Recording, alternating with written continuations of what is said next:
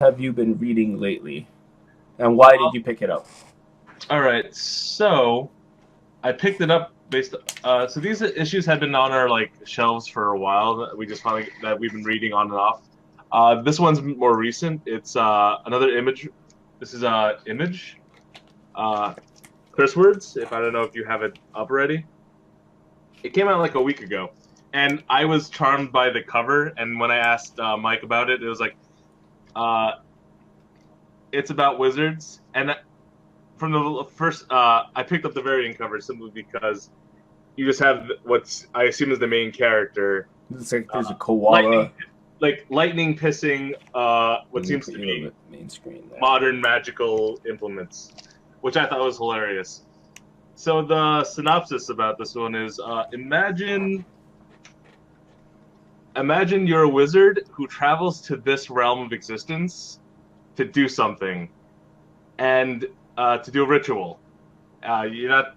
We're not really told exactly what the ritual is going to do. You assume it's going to be bad, but it takes X amount of time to cast. You need to get the right materials and the right spells, and while you do that, you're hanging in New York City. And then after a while, you realize the place you lived was pretty much a piece of shit. So it's only after you travel to the big city do you Yeah, it's realize only after it's like, you know what? The middle of nowhere seemed great. Then you go to New York City. Fuck, where have I been living? And that's pretty much how you get. Pretty much where you get the main character in the story. It's about the wizard travels to New York. Apparently, he's about to destroy mankind.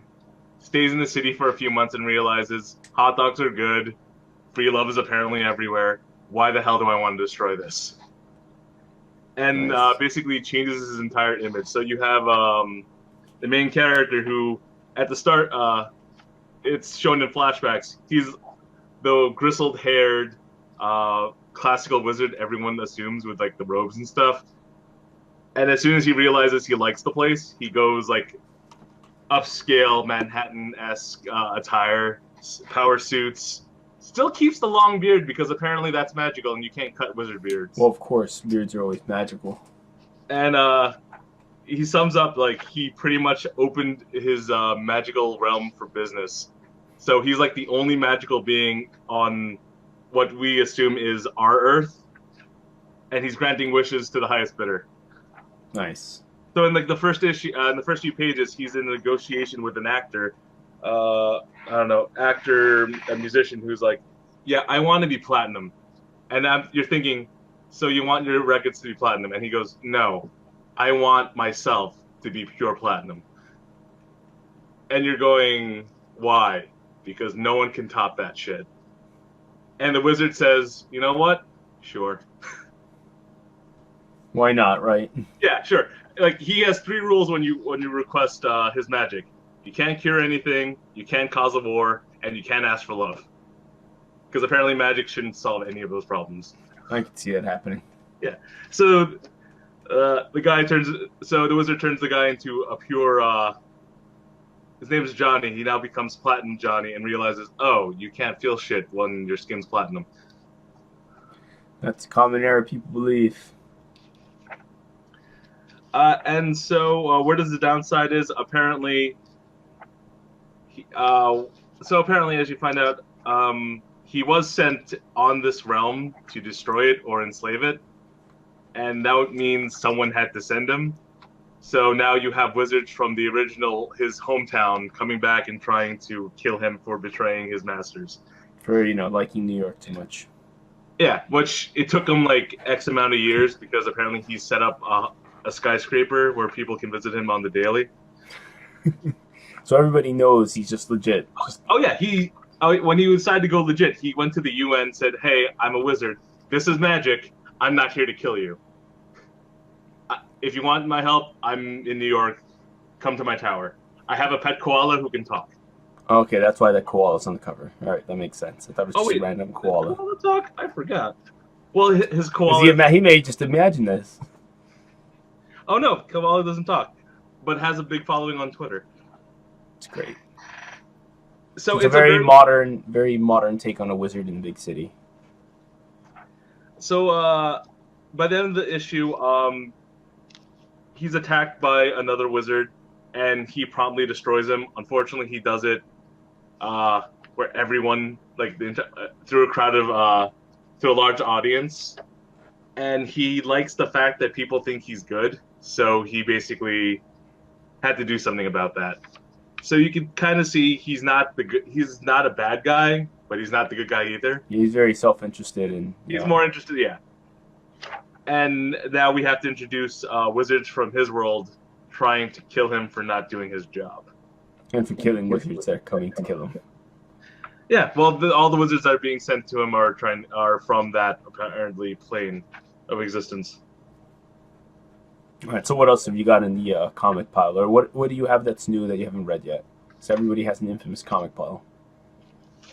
The rest of the stuff has been like, Power Rangers versus Justice League was an issue I was reading. All right, how's that work out? I always feel worried about these things. I know people love them, like the Batman and Teenage Mutant Ninja Turtles, and I don't know. I feel kind of weird about titles like that. I read Batman versus Ninja Turtles, the original one. It was actually really good. Like, whoever's writing these mashups, mashups, at least try to make it so it's like, yeah, these guys don't exist on the same planet or on the same plane of existence. We just have to trick it to like somehow they meet in the same world. Yeah, that was pretty much. I know there's a suspension of disbelief when you're just reading comics in general, or even seeing a movie. But for me, those two things, I was like, I don't know how I feel about it, and would I spend money to find out in an issue? Yeah, so it basically starts with Power Rangers versus Justice League. It starts off actually in Angel Grove, where you have like just any generic episode of Power Rangers, and somehow one of the Rangers gets zapped into an alternate plane, and it turns out to be Gotham City. So you have a Power Ranger. It was Zach, the Black Ranger, finds himself in Gotham City, and the first thing he does is meet Batman. And what do you do when you meet a guy in the bat suit? You kind of fight him. Yeah, well, I mean, he's so conditioned to anyone that's relatively in a rubber suit. And then Batman, like, single-handedly, like, he actually fights the Black Ranger, gets him in a hold, and then the rest of the Power Rangers show up, and they see that happening. It's like, a Man-Bat is apparently attacking our friend.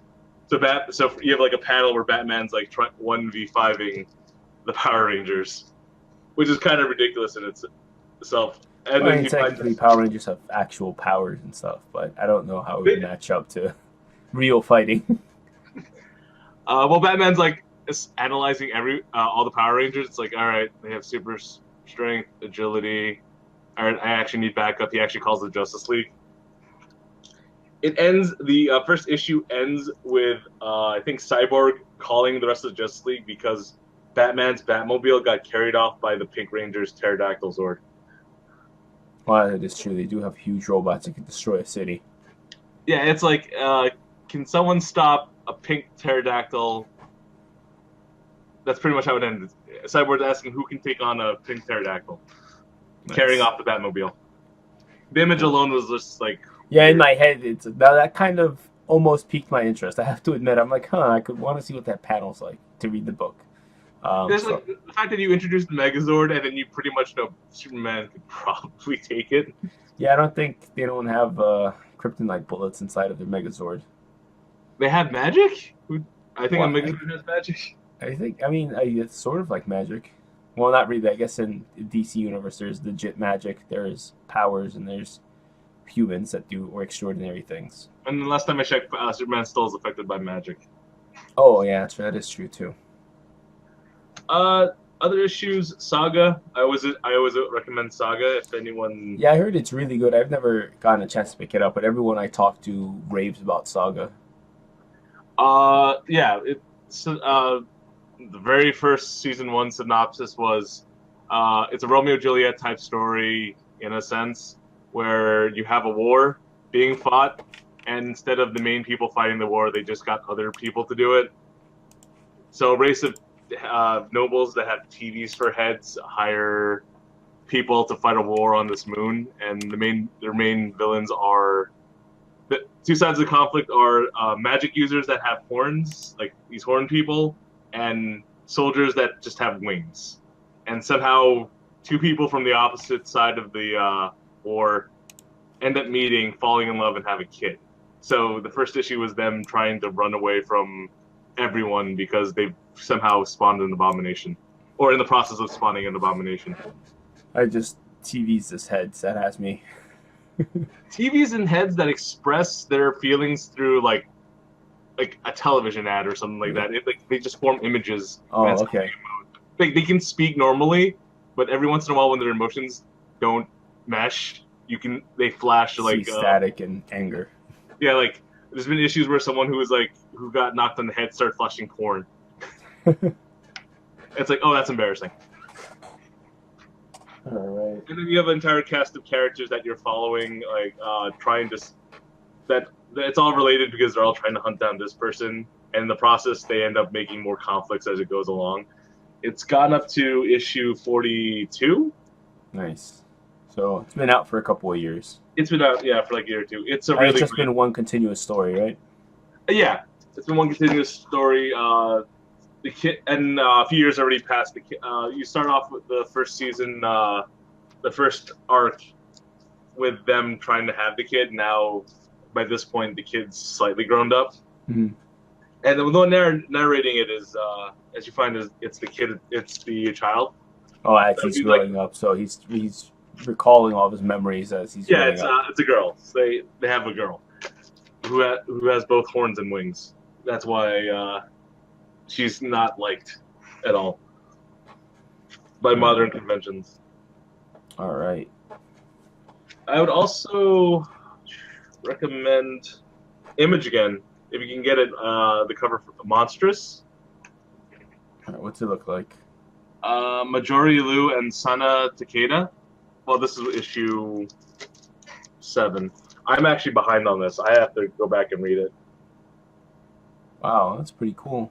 It has some like the issue 1. I bought. You can't judge a book by its cover, but we do it all the time. So yeah, we can't help it. You know, I have to admit, I see a good, nice looking cover on the shelf. I think I bought. Let's see, I bought a comic called The Few, and I bought it only because here we go. Let's flash that quick.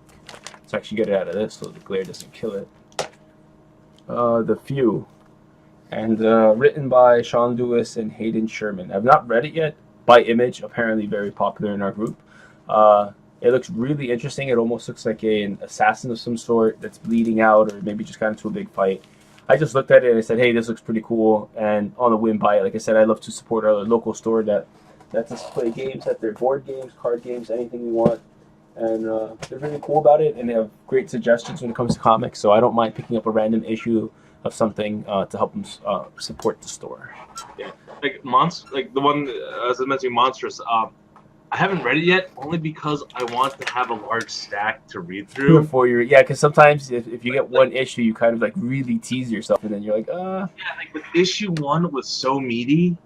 Like if again, it's like 7 to Eternity. It already starts in the middle of a story. Yeah, so you're just playing catch up the whole book and kind of like trying to process everything at once.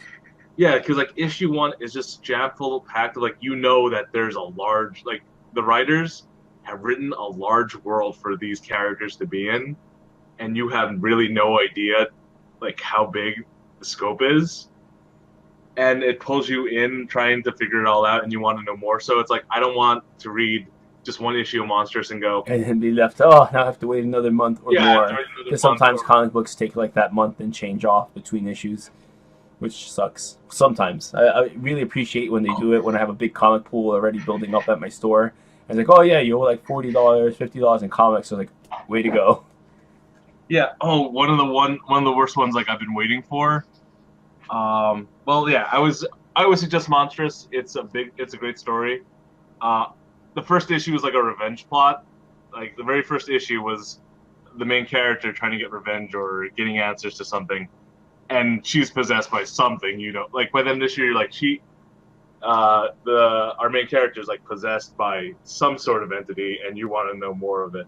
So I recommend and the artwork's amazing. So I recommend just getting this issue just for the art, the cover art alone.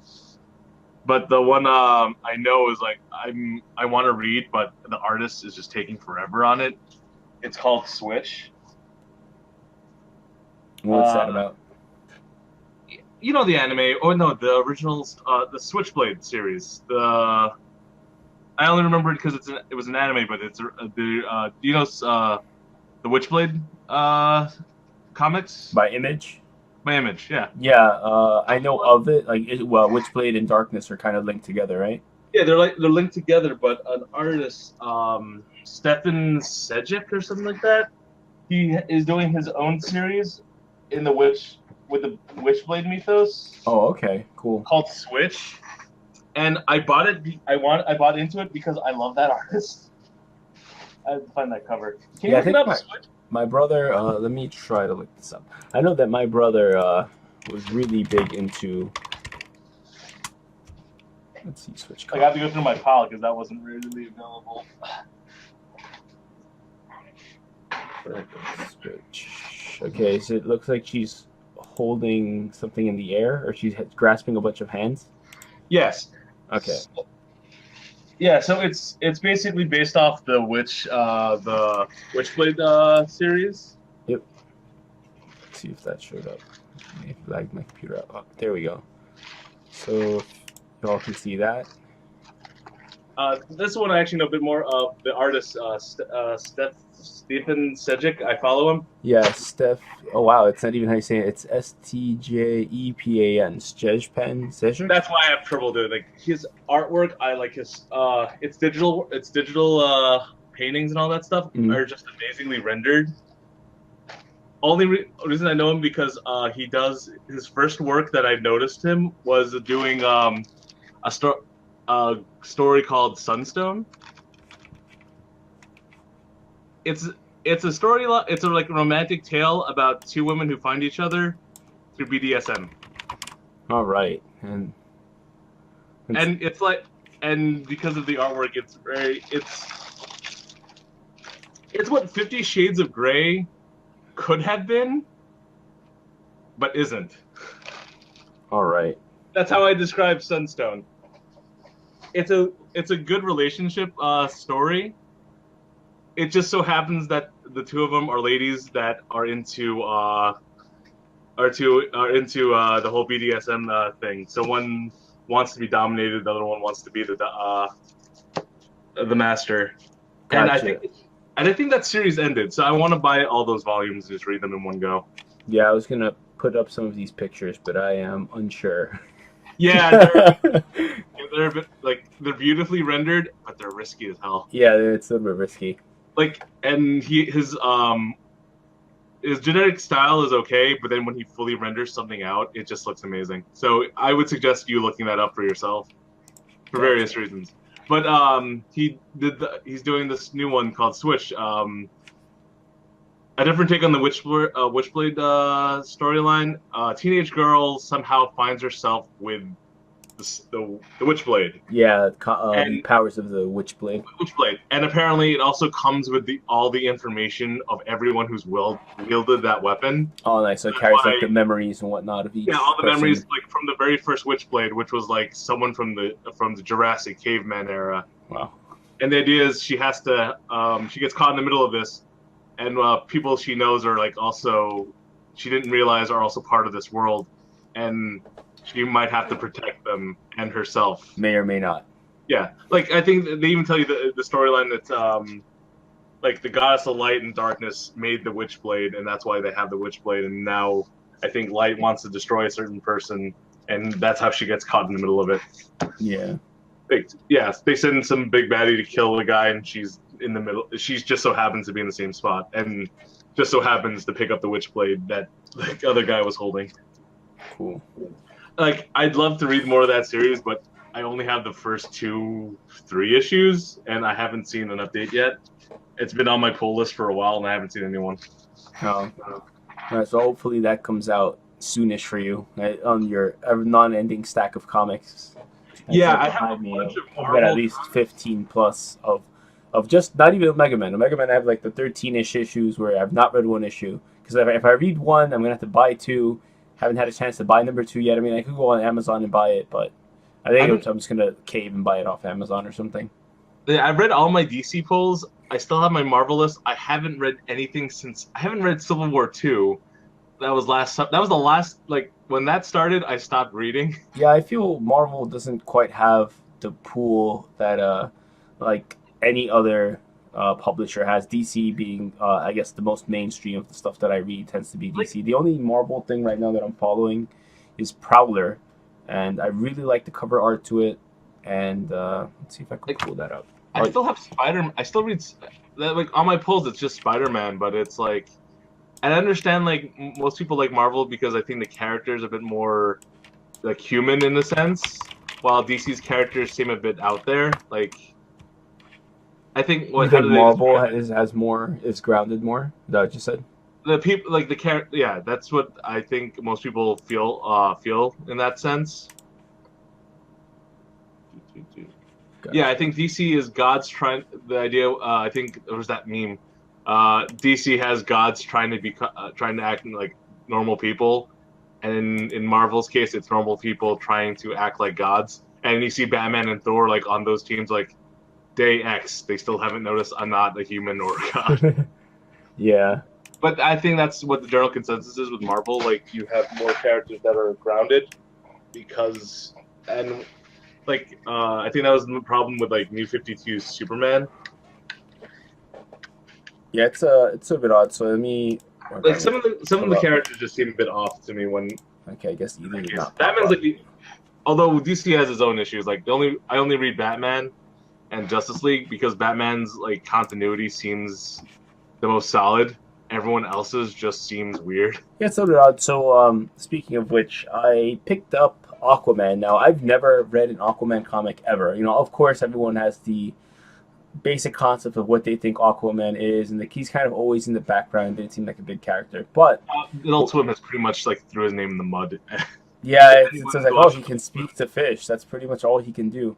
But I was really interested with the Aquaman series because Dan Abnett, which is one of the writers on, it's a very big name, or at the very least, I recognize his name right off the bat. I was really surprised that he did comics, and so my brother was like, oh yeah, he's been doing, writing for comics and illustrating. I think just the writing or the storylines for comics for quite some time now. I never knew that. But I originally knew him from writing a lot of 40K Warhammer novels, and I liked reading his Gaunt's Ghost, which is one of his most famous ones, storylines. So once I saw his name attached to something, I was like, "Oh, I'm actually gonna read it." I've never read Aquaman before. That's really new. I also like, the only time I read Aquaman was actually apparently was the New 52 Aquaman, because I was told it was written really well, and I agree. Those initial issues of Aquaman from the New 52 line were really, really good. Yeah, I was really surprised how much I liked the Rebirth one that I'm reading now. You have this misconception. I guess most people do. It's like, of Aquaman. He's kind of this weird guy in an orange suit, and they kind of went with this classic look because I know he changed his style a couple of times. He was a little bit gruffy, and I know for the movie, the Justice League movie, that he's it's Jason Momoa being all Jason Momoa like. Well, yeah, they got the long bearded, grungy looking Aquaman, and, like, I forgot. Yeah, and, I mean, and in this Aquaman, he does look kind of outlandish with this orange and this kind of classic old school looking suit. But I really like how the story arc's going. I think I'm on I've read up to issue 11. I think I have 12, 13, 14, or maybe I read to issue 10, 11, 12, 13. So you have the Rebirth one. The New 52 one, like the one that was from Rebirth. Yeah. Is really good. Like, I can probably get you those if you want to borrow them. I know I have people who have copies of that. Yeah, it's I'm really enjoying it. So that is one of my new things on my pool list. Like I said, it's something that I've never read before. Never read Aquaman. Never been interested in it. And of course, I was like, let me just give it a try because I do like the writer, and it drew me to the thing, and I'm happy that I started reading it.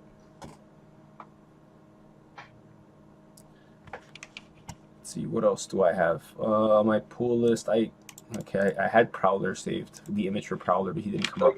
If any other suggestion, I'd probably just say Batman, because out of DC, Batman is still, like, their strongest selling points, and they have a lot of, like, regular Batman's fine, All-Star Batman's amazing. Like, they're just those. Yeah, they have so many. It's like almost like Spider-Man when it was like the Spectacular Spider-Man, the Amazing Spider-Man, Friendly Neighborhood Spider-Man. Yeah, they had so many kind of arcs and. but like I separate read storylines to it. a good chunk of them are still all solid. Like so, as I was reviewing on like Instagram, I'll just keep posting what I'm reading for Batman wise. 50 Rebirth Batman has a great storyline, great story arc. The I Am Suicide arc, almost perfect arc. Like Yeah, I read that and I'm like, I kind of want to read this because I do admit the new sparking of Suicide Squad has been, or like anything to that well, nature has been very lucrative now, very like eye catching. Things have been brought to the forefront with these characters. that series, like I'll give you the quick synopsis. I Am Suicide. Batman goes to Santa Prisca. Santa Prisca. That is that is like the island nation that Bane owns. That is his personal um, country or island Yeah, it's its own kind of personal nation. with his own army, and Batman's there to get one guy out of there because that's what he needs to fix something. And that's pretty much Batman going on a suicide mission, and he takes a few people with him to get the job done. And the issues building up to that whole event, like the whole event happened. First issues are him. First issue is him with the initial attack. The issue after that is why he's doing it. But some of those issues, key issues in the middle, are some like the best written ones you've read. You could ever read in a Batman story. Like if you don't know who Batman is, I would suggest reading that entire arc to kind of get his whole essence of being the Batman. Yeah. Because there's some of those issues has a monologue. Has one issue is dedicated to like Bane's thoughts. One's Batman's and one's Catwoman's. Oh, cool! So you kind of see into their minds. Into their minds, and it is beautifully written for that case. Nice. And it almost ends perfectly. I can't I almost rated it perfect, but it's just like the ending kind of was a bit anticlimactic in my sense. Gotcha. I would suggest reading it. I can lend you those copies, and you can just tell for yourself, like, see how I feel about it. Yeah. And then I forgot that another Marvel line that I'm following is the Thunderbolts. I don't know if you've heard of the Thunderbolts. Right? They were kind of bad guys who tried to be good guys. It's Marvel's Suicide Squad in the sense. Essentially, yeah. They pretended they were good guys to try to do this master plan, and eventually turn back to evil. And some of them kind of stayed good because they were like, "Hey, I liked being cheered. I like to." So when they restarted it, or rather, I guess they rebooted it, or whatever storyline arc they're following when they restarted it, they have. The Thunderbolts followed by led by the Winter Soldier. So that's been kind of interesting. I like it. It's like I said, it's one of the few rare. As you can see, kind of a trend with a lot of the stuff that I follow, or even some of my gaming styles. I don't like straight out heroes. I kind of like really jaded heroes. I guess maybe that's also why I like DC a little bit more than Marvel. Marvel is kind of like, oh, I'm a hero. I wear bright colors. I do X and Y, and I'm relatively good most of the time. Whereas DC, I feel they tend to have like this jaded past characters. They have like any comic book story or whatever. I like those jaded, kind of not sure if they're good characters. Like I've always liked Batman over, like anyone in the Marvel universe. I'm definitely not a big Superman fan, just because I think he's too good. Like, and Batman put it as the big blue Boy Scout. Just the Rebirth Superman is actually pretty good. Like, because I don't know if anyone knows this. Like, they killed off the 52 Superman. Nice. Like in the 50s. Just like they killed Doomsday killed him in like 17. No. But here's the thing. No, he's probably gonna stay dead for a long time because we started off with the New 52, so that's their new DC universe. Yeah. And we started off with a Superman and Lois Lane and a few others from the 52. When Rebirth hit, Rebirth happens when around the time Superman dies due to kryptonite poisoning. So that's the number one killer in the United States. You didn't know that? Kryptonite poisoning. It's just a little bit deadlier to Superman than it would be to the normal person. Like, he went through a ringer, and then he somehow had kryptonite poisoning.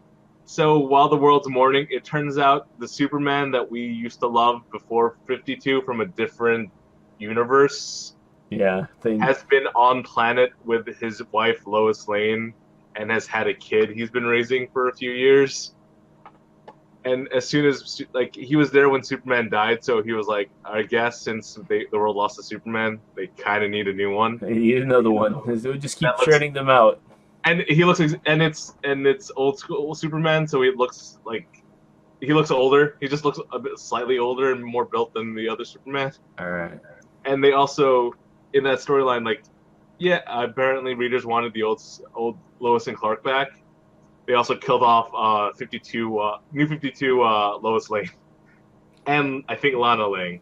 Just to be sure. They swept everything, and then just made room for original OG Lois Lane and Clark Kent. Because I don't think anyone liked the idea like those two weren't together, and Superman was doing Wonder Woman at one point.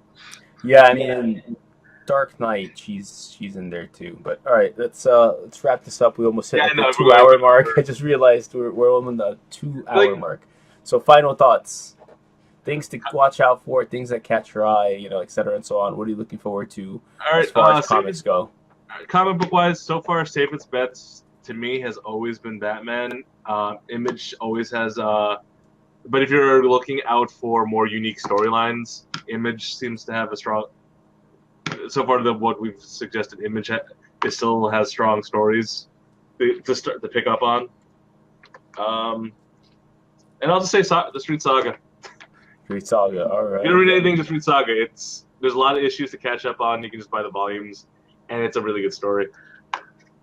All right, with that, everybody, we'll see everybody next time. I'm sure they'll put an outro at the end of this. Jared, thank you for coming by, spending your time. I know we've been talking about doing this for quite some time, but I want to sit down and actually nail something down, get some dialogue going. I'm finally glad I got one of you guys to do this. Oh, I mean, I'm pretty much the only Nightbird here. No one wants to hear Larry's laughter, so.